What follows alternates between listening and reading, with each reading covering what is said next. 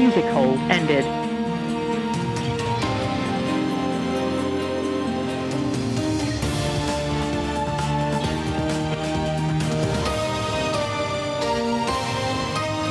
Scammers take advantage of the holiday season to give gifts to themselves using your money to pay for it. In fact, a new AARP holiday shopping survey shows that the entire gift-giving process, from purchasing the perfect gift to making sure it gets to the recipient, offers a number of opportunities for scammers to get in on the action for their own benefit.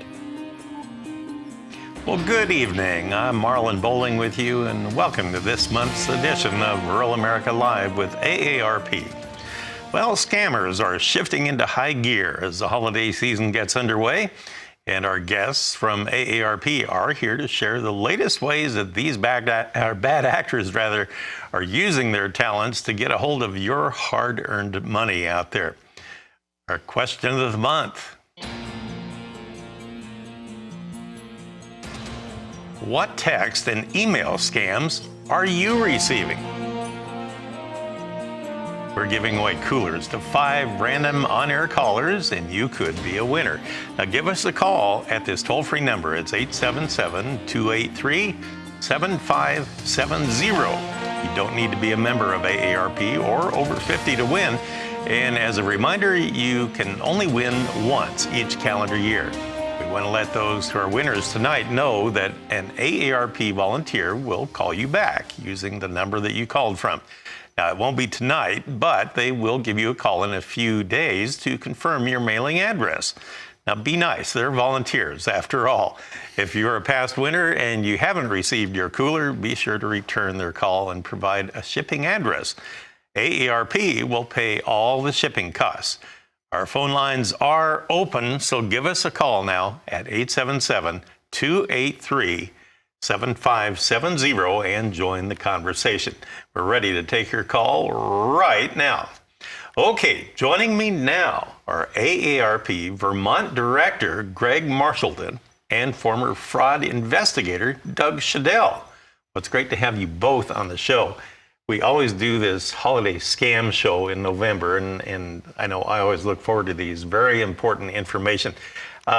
It just reminds us the crooks are out there waiting, and they want to get a hold of your money, and they're using some very ingenious ways to do that.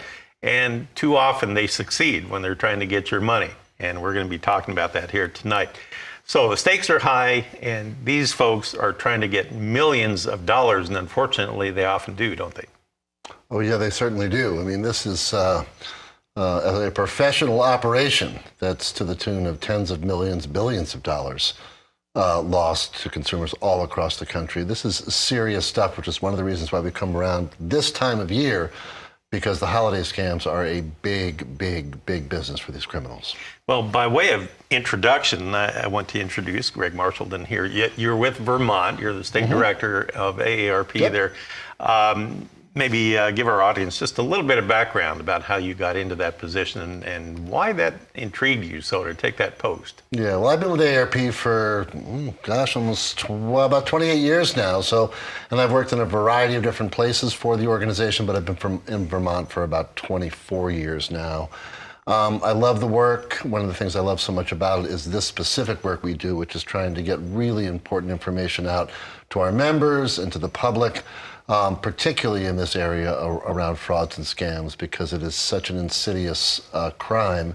And we're a big enough organization with enough resources, and being able to be on a program like this allows us a platform to really talk about this stuff. So I'm just happy to be here and happy to do this work. Insidious, I like that word. I don't like the word, but I mean, it's a good use of that word on this topic here. All right, Doug, thanks for joining us here today. Former fraud investigator. Now that sounds like an interesting career. How'd you arrive at that? Well, I started when I was, 12 years old, a long time ago as a fraud investigator. And after about 10 years of chasing every bad guy you can imagine, I sort of got frustrated. I couldn't catch them we didn't catch many people. So I started in this whole world of consumer education and also worked at AARP for a long time, for 30 years, and just recently retired. And now I'm just doing sort of part-time consulting, but love to be back on this show because it reaches so many people and is so well produced. And my buddy Greg and I go back almost that long. That's right. Almost 30 years. So it's great to be with him. Great to be with you. All right. Well, Greg, earlier in the program, we talked about a new AARP holiday shopping and scam survey. And I just wondered what that survey actually revealed. Can you give us some details about that? Sure. Well, we do this survey every year, and we ask consumers 18 and over what types of fraud they've experienced. And did they know that something, what was going on? Had they had a package taken from their front porch? Did they receive a gift card that had no balance on it? There's all sorts of holiday scams that happen here, and we track this survey every year. And it's really an interesting finding that happened this year. So 29% of folks received fake delivery notices in 2022, which is an astounding number. What's even more frightening is that in 2023, that number jumped to 53%. So this is a huge thing, and you see a lot of this stuff on the news, but just to think that over half of the respondents to this survey received fake delivery notices, it's incredible. And this year, during the holiday season, to think about how many notices go out on deliveries is incredible. Also in the same survey, we saw that 67% of the people believe that online realtors need login information to get customer support. This is not just astounding, but a scary number. So 7 in 10 people believe that the realtors need this, retailers need this number, and they simply do not. They do not ever need your login information at all. That's crazy. That has really gone exponentially here in the last year or two. Yeah. How much worse can it get? Well, I don't know. We're at 7 in 10 right now. We'll see where it goes next year. But this is an example of where you see a tremendous amount of confusion for consumers, and they think they're doing the right thing.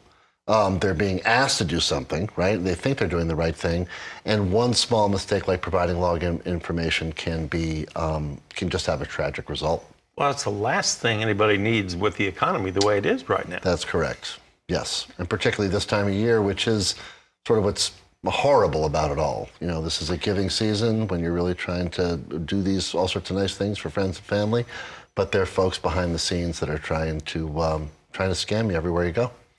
All right, Doug, I want to turn to you. There's a term floating around right now. It's called artificial intelligence, and in your case, I know you wanted to talk about a topic that uses AI, and it's called voice cloning. And you actually have an example of that. We're going to be talking about that in just a little while.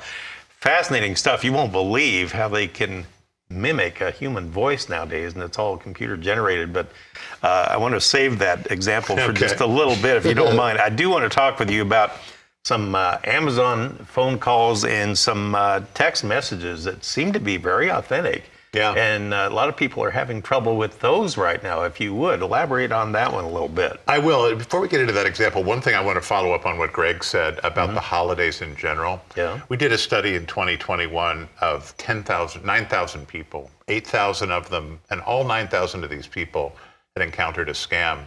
8,000 resisted, 1,000 were victimized. What was the difference between people who could resist and who couldn't? And one of the main differences, people who couldn't resist and lost money were stressed out. Right. They'd had something in their past in the last 12 months that was a stressful life event. Well, enter the holidays and think about the stress level that happens during the holidays. And so when you start to encounter things like the Amazon pitch, where I think we're going to hear an example of, people, it's harder to defend against these attacks when you're stressed out. And during the holidays, we get really stressed out. So I just wanted to make that sort of overall statement about the holiday season, and that's a good point. So how does this work with the Amazon scam and the texts that are going on? Well, I don't know if we want to show an example or if you want me to just describe it. I can certainly describe. All right, I think we have an example. You want to show one? Okay. Yeah, I think let's do that. Let's go ahead and listen right now. Okay. Dear customer, this call is from Amazon customer support. This is to notify you regarding your today's purchase on Amazon.com. You have been charged $379.99 on your Visa card. If you have made this purchase on Amazon and recognize it, then simply hang up and your order will be delivered to you. However, if you have not made any such transaction, you can call Amazon support right away on 970-427-6905 or press 1 to connect to our agent. Oh boy. Yeah. Now that sounds real. And of course, if I thought I was getting billed for $379, I would sure be upset about that. Right. And they play on your emotions. People want, that's exactly what I was going to say. You took the words out of my mouth. It's sorry. getting people under the ether. This is what the con men say, and that means a heightened emotional state. So whether you enter into one of these transactions because it's the holidays and you're stressed out, or that message stresses you out. Oh my goodness, there's something wrong with my account. I've taken these calls, and what happens is you press 1 or you get an operator, usually someone overseas, but that's not necessarily. And what they say is, yeah, there was this, it's basically a fake online purchase scam. They pretend somebody's gotten a hold of your account and they're going to charge you $379. Oh, it's not you? Well, we can give you a refund, but we have to remote access into your computer to give you that refund. And then once you let them do that, now they're in your computer. Now a lot of bad things can happen, right? And well, what's the reason you need to be in my computer? Well, you just fill out the refund form. So all of these things are plausible, kind of. The prevention tip, of course, is just hang up and independently go onto your Amazon account and see if there's something wrong. Amazon themselves are now issuing warnings about this holiday season because they internally have seen an uptick. And I do consulting with this call blocking company that monitors phone lines, and we have seen a huge surge in basically fake, they're Amazon imposters. It's not the real Amazon.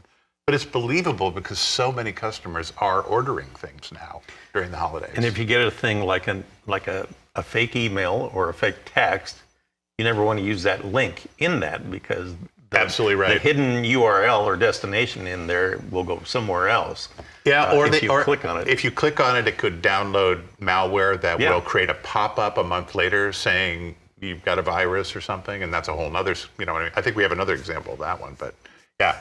You never click on any of these links. I mean, my rule is basically, if you get a message out of the blue, I don't care who it's from or what they sound like, don't respond to it if you did not initiate the contact. Right, yeah. Text, email, phone, whatever, pop-up, social media, don't respond to it.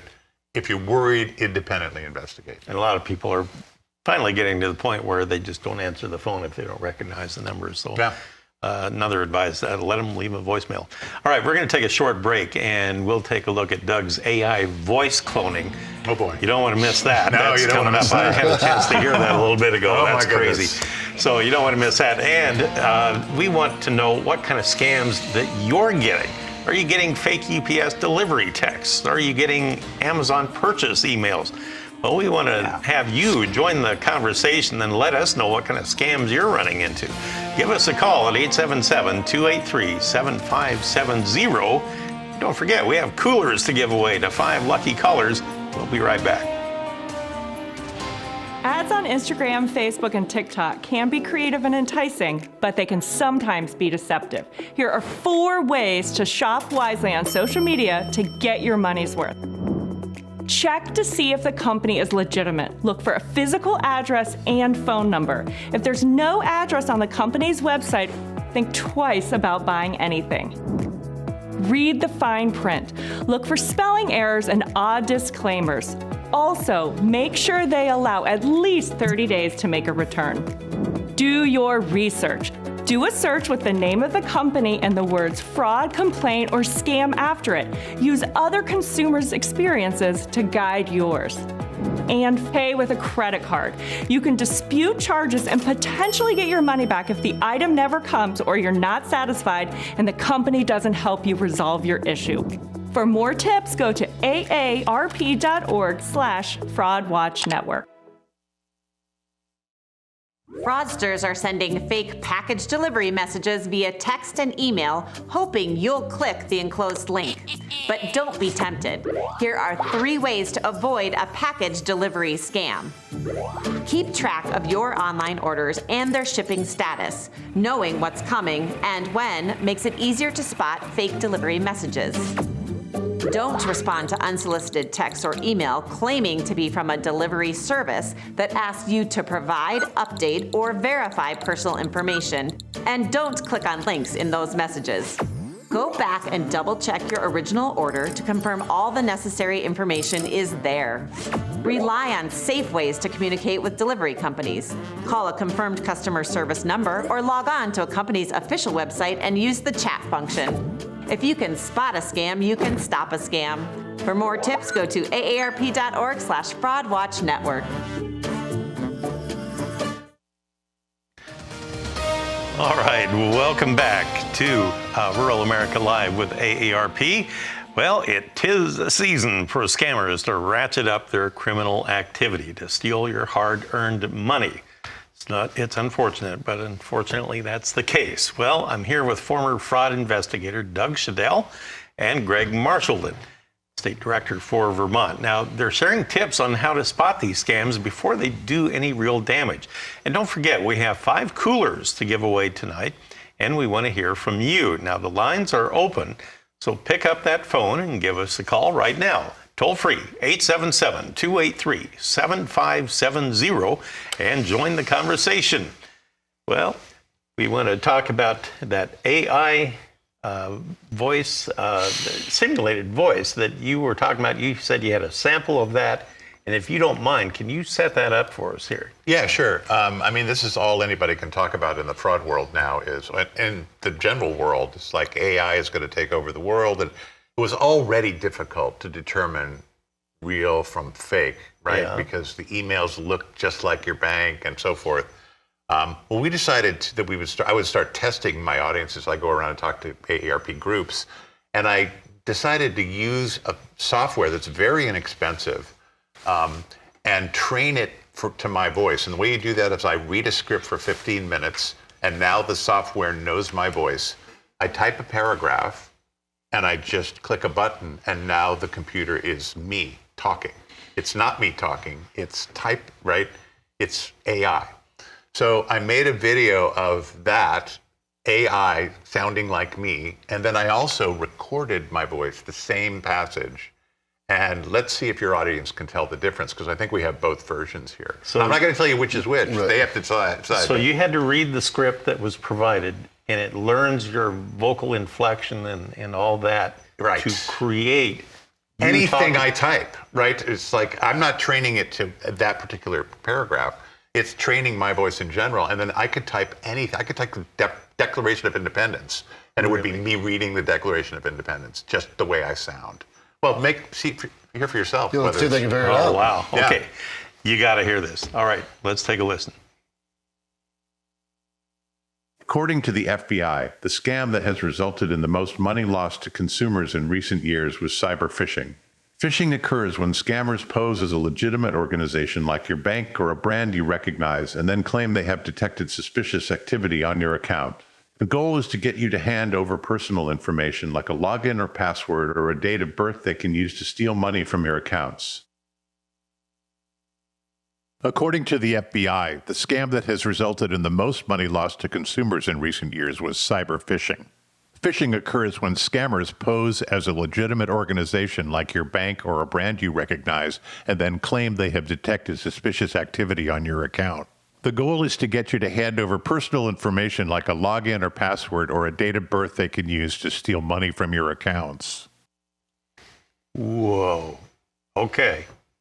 I'm not going to tell you. I think people should call in and tell us which one is the right one. I agree with that. Isn't that spooky? I've heard these now a few times. I don't know which one it is either. Yeah.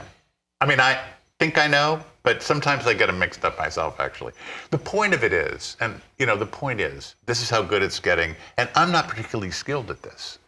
This is a $30 a month subscription to an app that I used, right? Yeah. Which means the professionals, the ChatGPT people, can do a way better job of it, and it's only at the beginning. So how does this apply to fraud, right? It's like getting really, really hard to know who's real and who isn't. And I think we have other examples of this going forward.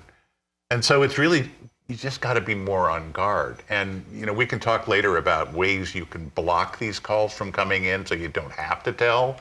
And that's the advice I've been giving people. Is it's getting almost so hard, I can't even tell, that I'm starting to use really inexpensive tools that are available to, stop the pop-ups and stop the emails and so forth. We can talk maybe a little bit later about it. Interesting. All righty. Well, remember, we have some coolers to give away tonight, too, and 5 lucky callers are going to win one.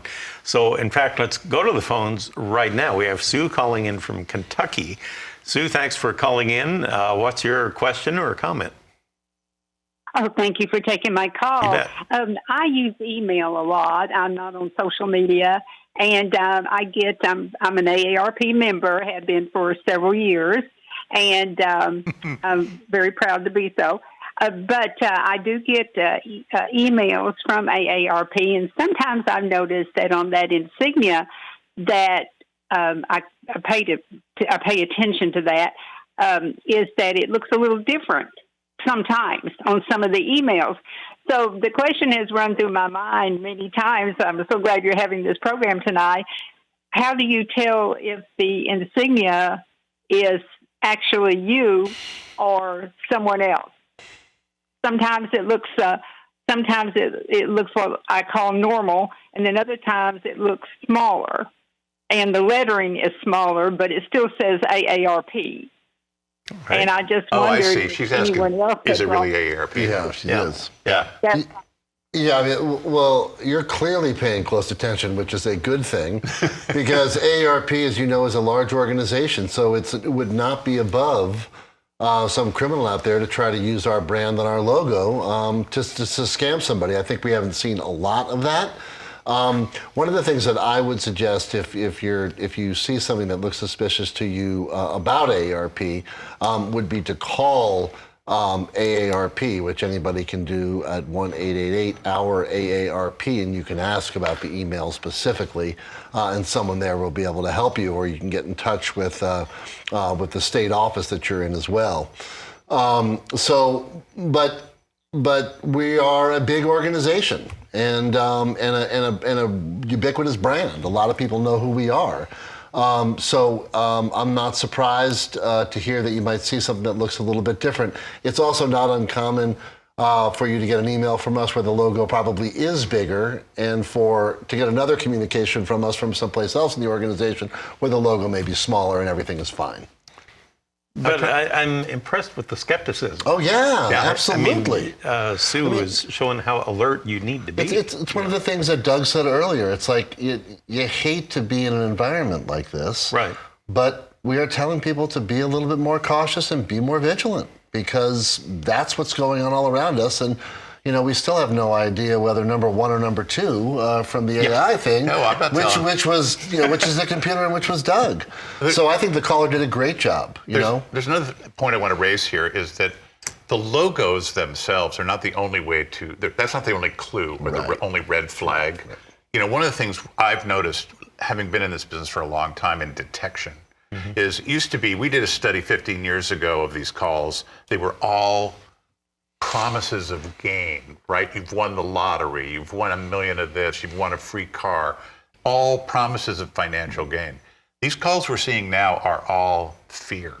They're all somebody hacked into your Amazon account, there's a missing money. And so one way you can tell is it's one or the other. If it's really AARP, I'd like to think we're not scaring people. I'd like to think there's not these false promises of wealth. And there's some other clues that, you've seen our ads on these shows about ways to detect you have to go beyond the way the ad looks, because as we pointed out, it's so easy to fake that. A lot of times a giveaway, too, is if you find, I'm kind of anal that way anyway, about grammar and spelling and stuff like that. That's another very good point, Marlon. Yep, absolutely. Or if the words aren't phrased quite right, you look at the URL line, and it doesn't. The URL line? Yeah, well, you look at there. The what? It says the URL line. Yeah, right. No, I mean I didn't think I knew what that meant until about a month ago. Yeah. So what do you mean by that? The very top line in the email, where it shows the sender, and it doesn't just say address, right? That's right. It doesn't say Marlin at rfd.com. Well, all you have to do is hover over it, and it'll show the real email right. address. And if it's a long gibberish thing, then it's scam. Yeah. We have another phone call on the line. We have Mark calling in from Wisconsin. Hey, Mark, thanks for calling in. By the way, You're the winner of a cooler tonight. Good So job, Mark. thanks for calling in. Congratulations. What's your question or comment? Thank you. That sounds good. I go and play that Publishers Clearinghouse. I've been playing there for a couple of years now. And in October, they're going to have to pick a winner for this year. And I was waiting to see if I won. And all of a sudden on Facebook, this lady wants to be friends with me.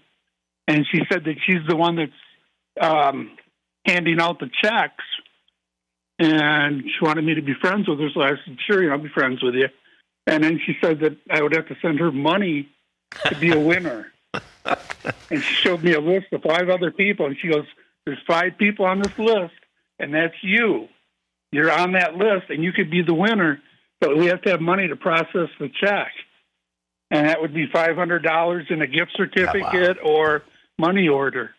And once she said that, I just stopped talking to her. Good. Can I ask you a question, Marvin? Were you in a chat room or a friend group of some kind when that happened, or was it just generally Facebook and somebody emailed you? Just on Facebook, there's always people that want to, that leave you a message. That says, Okay, yeah. So that was just out of the friends blue. with you. Yeah, Yeah. that's a great. But she was pretending. She was pretending to be Diane Lamb. Yes. And that's the lady from Publishers Clearinghouse that comes to your house with the check. Yes. And this person was pretending to be her. Yeah, it's a great example of how you have to be careful on Facebook.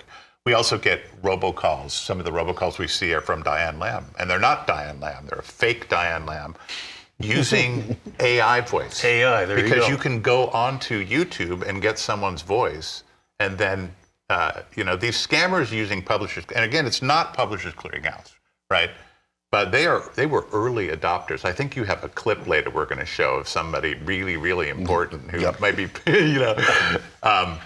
but you got to be careful of those, of Facebook in particular. And the reason I was asking about the chat groups, we had a person call the helpline, and this person was in a Keanu Reeves fan club or something, and somebody posing as his manager called her. And she ended up giving him $60,000 for a foundation that he supposedly had for kids with cancer. And the point is that when you join these groups where you all have something in common, you let down your guard because we're all fans of Keanu Reeves or whoever it is. So you got to really be careful about those kinds of unsolicited attacks as we're It's sad when it involves a charity like that, Yeah, too. but he did a good job of sussing it out and not falling He for did it. great. The caller did great. Yeah. Good deal. All right. So, Mark, congratulations on winning a cooler, and we'll be in touch. Next up on the phone calls, we have John calling in from Illinois. Thank you, John, for the phone call. So what's your question or comment? Mine was concerning, we use so much credit cards nowadays to pay for things. Is there a safer way to protect yourself than giving every Tom, Dick, and Harry your credit card number? I've been nicked several times by somebody that bought stuff that was not mine, and I just wondered, that was my question. Yeah, it's a great question, and there's several potential answers to that question. First of all, using a credit card when you buy stuff online is a better idea than using a debit card, because under federal law, you're protected for all but $50 of the any fraud charge that might result from using that card. But a lot of people are moving to, I, for example, use PayPal, which is a digital wallet, and there's a number of them out there that are very sophisticated. And what you do is you just give one credit card number to one of these digital wallets, and then you don't have to leave your number with all these different websites, so that it's sprinkled all throughout the internet. But if you don't trust digital wallets, another alternative I've heard, and a lot of these suggestions come from your audience or audiences.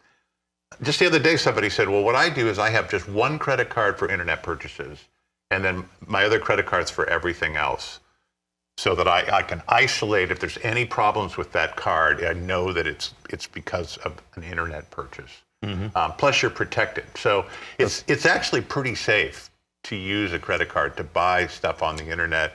I'd be more skeptical of debit cards. Yep. Good information. All right, let's take another call. We have Donna calling in from Virginia tonight. And Donna, you happen to be a winner of a cooler as well. So All right. Congratulations to you, and thanks for calling in. What's your question? I just wanted to say that we live in a very rural area in Virginia, and I basically have the same UPS driver weekly. And all of a sudden, I'm getting all these texts from UPS saying they can't deliver my package because they need me to verify my address and all my personal information. And I know that's not true because UPS is here basically daily. Yeah. That's a good point. So you heard that one. Well, yeah, I mean, this is a variation of any of these kind of package scams, and she's absolutely right. I mean, part of it is Donna's clearly paying attention, right? She sees her own UPS driver show up, and he's not asking for any additional information. He's not sending them text. But this is just a way to fish, as Doug was talking about earlier, to try to get someone engaged and get their personal information through one of these, sort of fake UPS tracking systems. And Donna's been smart not to take the bait. But when you're splashing all of these around to the tune of thousands and thousands and thousands of these are going out simultaneously all across the country. All it takes is for one of these scammers to, get, to hit 2 or 3 or 4 times, and then who knows what the windfall might be. So that guy may walk away with that day with 15, 20, 30,000 bucks. So, good work if you can get it from these guys. But that's what's happening in this new digital world. It's not just like it used to be, as, Doug goes, we go all the way back to looking at this stuff when it came to your mailbox, or through your rotary telephone. That took a lot of execution and a lot of planning and money to get that stuff out. Now you can just, doctor this stuff up on the internet and, spread it out to, 15 or 20,000 people, by just pressing enter on your computer. Yeah, it's so instant nowadays. Very simple. Yeah, instant reach. Again, congratulations to our winners so far, and we have more coolers to give away. Just wanted to remind you of that. So give us a call toll free. The lines are open. It's 877-283-7570. If you want to be a part of the program, you can join in the conversation here, and you might just win a cooler tonight, too. So we have Gerald calling in from Arizona. You're next up. Thanks for calling in, Gerald. What's your question or comment tonight? Yes, I got a call the other day from a gentleman from Social Security. He wanted to know my he wanted to know where I was born, my date of birth, and then he asked for my Social Security number. I said, well, if you're calling from Social Security office, you should already have my Social Security number. So a lot of folks don't know about that Social Security doesn't send out, doesn't call you. They only send out letters to you. I have known that for years, so I hung up on him right away. Very good. Good for you. That's an excellent thing. One short comment about Social Security. If you haven't registered online with Social Security, you may be receiving Social Security. It's a good idea to register an account online with the Social Security Administration. Why? Because some scammers have been able to get personal information and then sign up on your account for you, and then they can have your check diverted. Right. So it's a good idea to just, even if you don't do anything with it, you don't check it, just establish an account directly with Social Security Administration. And in the same vein, there are not many people that don't do online banking, right? But it is important to establish an online account with your financial institution, with your bank or your credit union, even if you're never going to use it, because that provides you all sorts of protection and doesn't allow some scammer who's got your personal information to set one up on your behalf, and pretend that they're you. So even if you're not using it, sort of in both of these accounts, these are a couple small things that you can do that go a long way from for protecting you, particularly from identity theft. That's a good point. Good idea. I'm glad you brought that up. You're good at this. You've been doing this a while. 30 years. All right. So the phone lines are open again. That toll-free number, 877-283-7570. If you want to give us a call and be a part of the program. We have Carol Ann calling in from Florida tonight. Congratulations. You're a winner of a cooler. Thanks for calling in. So what's your question tonight or your comment? Hi, Hi. I just wanted to make a comment. I had quite an interesting issue that happened between a family member that got scammed. It was my brother. And I received a text message months later, and I had been aware that he was scammed. So I'm always heightened on worried that, somebody would have gotten, because they were into his phone, that some of the things might have been transferred down into my, somebody calling me or trying to get my information. Well, I received a text message that was a pieced together text message from multiple family members that I was talking back and forth with. So it started out with just like, hi, and it's my brother's name and trying to get my attention. And then it was like, yeah, I talked to your brother, and he mentioned my other brother, and that I noticed that each of the text messages were from different years or time frames than that current message. Mm. So it was like pieced together. I could tell it was a pieced together conversation by looking at the date times on the text message. Mm. But if you weren't paying close attention to that, you would have thought we were having a conversation with my brother. Sure. What were they asking you for? Yeah. It was going into it like he didn't really come out and say it. Like I stopped the conversation before it got too far because I could tell instantly it was pieced together. Yeah. I didn't go, and I knew Scary, that my brother had some serious stolen identity issues, things going on. So I wasn't about to entertain talking to this person. Very alert. Yeah, so I end up, it was very. I thought it was very sophisticated in the fact that they actually went to the effort of piecing it together to make it seemed like a plausible conversation between my brother and about my other brother. I think you point out a really important thing about hacking into people's phones and their contact lists, because this is how you can, so if you get a message from somebody it looks like it's your brother's number or your mother or something, this is where you have to pay attention to more than just the face value of what you're seeing there. What are they asking? Are they trying to scare you? Are they trying to promise something? This, if it sounds too good to be true, it probably is phrase. I personally do not like, I think that's an antiquated prevention phrase. We have to now say, if it sounds too good to be true or too bad to be true. Because these are fear tactics. I could imagine them doing that. Someone steals your brother's identity and your contacts and poses as your brother and then asks you for ransom or all kinds of other stuff. Sure. So you got to be circumspect about what the content of the ask. That's why I asked her what was the ask, and it sounds like she can get that far and cut them off, which is really good. Your audience is sharp. All night. I mean, we don't need. What are we doing here? I don't know. They should be here. They're helping other people out too. Well, you're helping me. I got nothing to say. These people know what they're talking about. Really good tonight. Well, we're going to take another short break here, and when we come back, we still have a couple of coolers to give away. So give us a call toll free, and you can join in the conversation too. That number 877-283-7570. We'll be back right after this.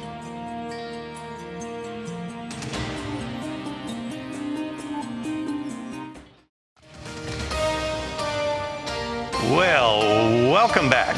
We still have a couple coolers to give away, so we're going to go straight to the phones. And again, I'll give you that toll-free phone number here in case you want to join in the conversation. That number, again, is 877, and it is 283-7570 if you want to join in the conversation as well. Okay, we have Steve calling in from Oklahoma tonight. Steve, I appreciate you calling in. What's your question or comment? Well, I wanted to make a guess on that recording that he did earlier, and I think the first one was his voice, and the second one was the fake one. But I do have a question as far as robocalls. Luckily they stopped calling, but I could tell that the area code and the prefix was the same number, and they would always call me back on a different 4-digit number at the end. Is there some way that I can get a hold of my phone provider or some way to shut them things off? Good question. Well, Go ahead. No. We're going to throw this to you. I think you can answer Steve's question, but we got to answer the big question about the Doug Shadel on You think we should do that now? Well, I think the question was just wait till the end. No, I think the question was just asked, and I think as Marlon said earlier, we want to make sure that's still fresh in people's heads. All right. Okay. I mean, I got to guess. I'm sure Marlon does too. Is it number one or number two? Number one or number what's two? The The real AI Doug Shadel? voice, the fake voice, is number one, and the real voice is number two. I had it flipped. Yeah, I did. I know. It's hard to tell. So you Amazing. had Steve fooled too, I think. Yeah. On that one. Yeah, I mean, it just goes to show you, and I guess it reinforces that you just can't take things at face value and make snap decisions. You have to look for other red flags besides that. Like, look at this. Look at me. I'm a shady-looking character. No, I was just kidding. Don't listen to just the voice. You got to look at the whole thing. And would you trust this face? No, I'm just kidding. Well, any thoughts on what Steve had to say there? I forgot. No, go ahead. He was talking about robocalls Yeah. and how to stop robocalls. Yeah. Yeah, so there's several things. One is, it is a scourge on America. I mean, there are 5 billion calls a month, and nobody's really figured out how to stop it. There are apps you can download on your phone that will block these calls. Nomo Robo, Umail, Robo Killer. There's a bunch of ones like that. And essentially what they do is they monitor hundreds of thousands of phone lines. And when they see these things coming into multiple lines, they put them in a blacklist.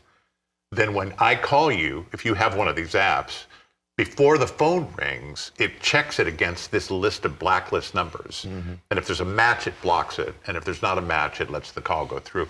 That cuts a lot of the robocalls out. And they're really inexpensive, these apps. Also, I think the phone companies are getting better. The problem is every time the FCC, the government, or anybody tries to shut it down, they wiggle. It's like whack-a-mole. They wiggle around and find ways. Really, the FCC passed these rules in April. The calls went down, and they're right back up to where they were. Yeah. And so you really have to. This is an example of using technology to solve a problem technology created. Yeah, you can make 100,000 phone calls for a couple $100 if you're a bad guy. Yeah, and when Doug says 5 billion calls annually, he means 5 billion that's calls a real annually. number. That's a real number. That's a real number. Crazy.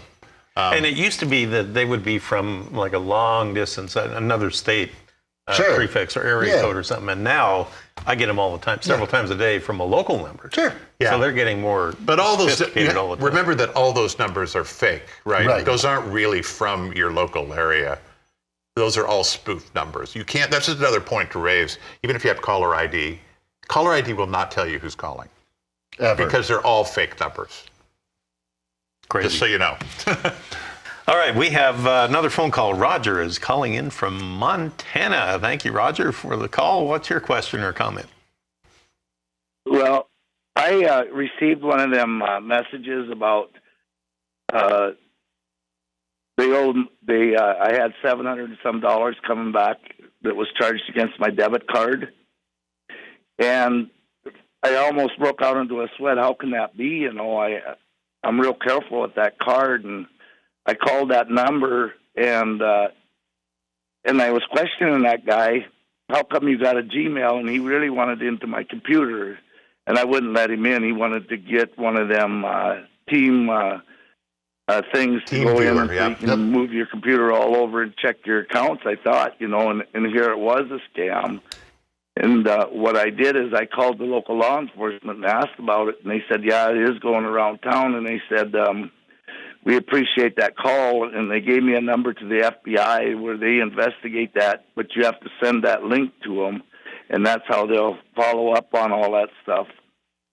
And but I'll tell you, that really broke me out into a sweat. How could they say I had a $700 credit coming back? It's fear pitch. Yeah. And then I asked the guy, how come you got a Gmail with that?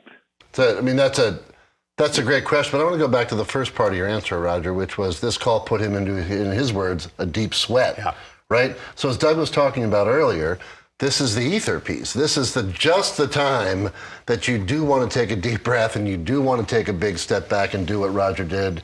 Hang up the phone, shut your computer down, call law enforcement, because when you are in that deep sweat, it is in that moment that you are most likely to make a real mistake and lose that $700 or $7,000 or whatever it might be. And Roger, not only are you deserving of kudos for being smart about that, but you also are being rewarded. You're a winner of a cooler tonight, so congratulations. Well, that'll cool you down too. Yes, Sweat, so maybe Roger. that'll help the cause a little bit. But thanks for calling in, Roger, from Montana. Good to have you with us. We have another caller on the line. We have Sally calling in from Arizona tonight. All right, thank you, Sally, for calling in. What's your question or comment? Actually, in Arizona, we've had quite a few. I received several text messages from national bank, names of national banks, stating to me that at that particular time they had accessed my account and it was in a major deficit.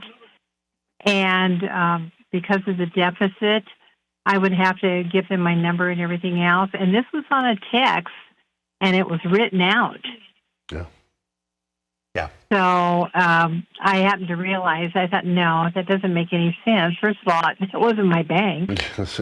Number. So, I mean, that was pretty obvious. And then the other time was going into a Walmart store in Maricopa, which is part of Arizona. And after 2 or 3 times, it was really strange. You get out and you leave the store, and you get a text message that says someone had accessed your debit card, which you hadn't used, in your bank. And that was my actual bank. So that was a concern as well. I bet you hear a lot of cases like that. Yeah. Yeah, where it's just, how can you tell? When it's a text, it's funny because you tend to believe it if it's written down or if it's in print, but you shouldn't.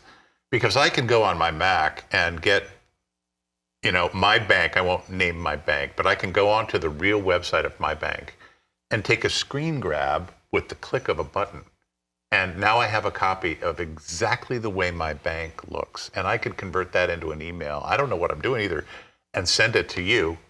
And it would be a carbon copy, would look exactly like that bank. Right. Yep. It's that easy. Yep. And that's why you have to go, as the caller did, a step deeper to say, does this make sense? Is what they're saying logical, or how could it be? So.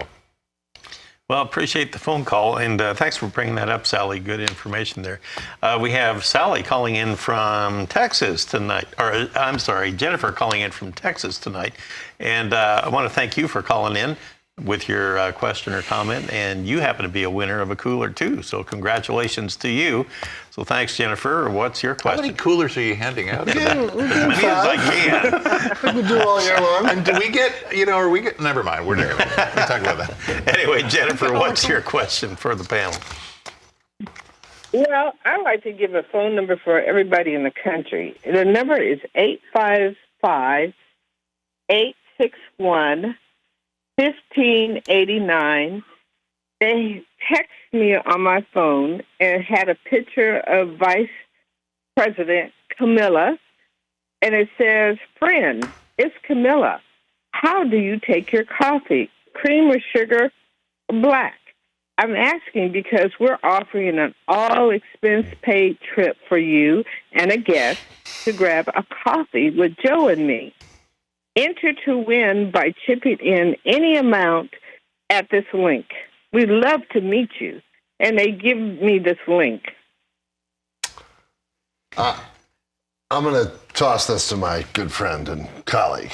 Oh my God! We were just talking about this. I just got the same thing. Yeah, and I got one from Joe yesterday.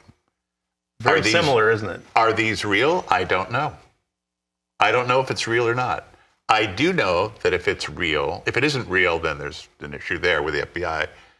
But if it is real, that is a prime thing that a scammer could use to copy and fake. And I think this is the perfect time to show that one clip. I think so too. So if you can cue that up. Can we cue that up? We have a clip. It's not about what you were just saying, but we'll get back to that. But it's very similar. Watch this clip. Yeah. Okay, here we go. You get it? Good day. This is Joe Biden, the 46th President of the United States of America. This call that you're receiving was requested by Roman Powers with the Publishers Clearing House. Trust me, I understand that due to this time of the pandemic, you may be skeptical about this news, and you may be saying that this is too good to be true. Well, now I'm contacting you to confirm with no doubt that you are indeed a selected winner of $20 million with the Publishers Clearance House. Boy. I just want to know, Sally's call, checking about Kamala's text, Doug receiving the same one from Biden, the caller earlier talking about the Publishers Clearinghouse issue, and then this particular one that Doug has brought us. And notice on the end of that it said clearance house. I mean, it's all... Yeah, that was spelled wrong. No, what we just showed you, I found monitoring these phone lines as a consultant, it is a bogus, it's one of the early deep fakes of President Biden. It is not President Biden, let's be really clear. But these public figures are really sitting ducks for this kind of AI treatment. And now you see the Publishers Clearinghouse imposters being early. And this happened a year ago, we found this. And I said at the time, this is the canary in the coal mine. This is going to get, they're going to get better at it, because that isn't even particularly good. That's right. You know? No. It's kind of rough and kind of... It's not nearly as good as what we heard you do. Right. And it's only been a year. So it just, the point, we don't know, the answer to the caller, we don't know if that is real. We're going to find out. I assume it's real. But it's scary because bad guys could really manipulate that. So now what do we do with all this? I mean, we're kind of running toward the end of the show here, but I want to get your final thought on this about how we protect ourselves. I mean, we're coming up on the holidays. It's going to be crunch time, and people are going to be looking for gifts, and there's going to be opportunities, they think, where people are approaching them, but they turn out to be scammers. How do you protect yourself? A couple things. AARP has a helpline, which is staffed by highly trained and wonderful volunteers. So if you think you have been scammed, or you know someone that has been scammed or thinks been scammed, you can call 877-908-3360, and there will be a person on the other end of that line, a real person, who will be able to take your story down, figure out what's going on, and offer you, some assistance about what to do next. And we're really proud of this program, so I wanted to make sure that we got that helpline out there. Also, one other thing that we're seeing too are these veteran scams, which are also sort of locked in these days with stuff going on at the holidays. So for folks that are veterans, just remember that if these folks are asking for your service records, and that, if you just pay them $15, $50 for your service records, you never ever have to do that. Okay, so basically, if people are asking you to pay in, it's definitely likely to be a scam. And finally, you can learn a lot at charitynavigator.org, which is a great website that helps people show which charities are really for real and which are bunk. Doug, can you give me 45 seconds on a final thought that you want people to take away from tonight's show? If you get a communication over the phone, text, email, or a pop-up that you did not initiate, you should be highly skeptical that it's a scam. That's just period, right? The second thing is, if that communication or any communication gets you into a heightened emotional state, you're excited or you're fearful, and think of the examples of fear we've seen tonight. I know, a lot. One after another, verifying that that's the new pitch. That is a red flag, and just independently verify anything. If you're really worried about whatever you heard, independently verify. All right, well, that's going to about do it for the show tonight. This happens to be our final show of the year with AARP, but they will be back in the new year with new giveaways and more. Yes, even more great information to share. In the meantime, we sure want to thank you for joining us here on Rural America Live tonight. I really enjoyed it. Thank you, Doug. Yeah, I enjoyed it too. And it was really fun. I hope you get to come back and share more stories. Oh, he'll be back. Yeah, he'll be back. Anyway, for the meantime, good night from Rural America's most important network.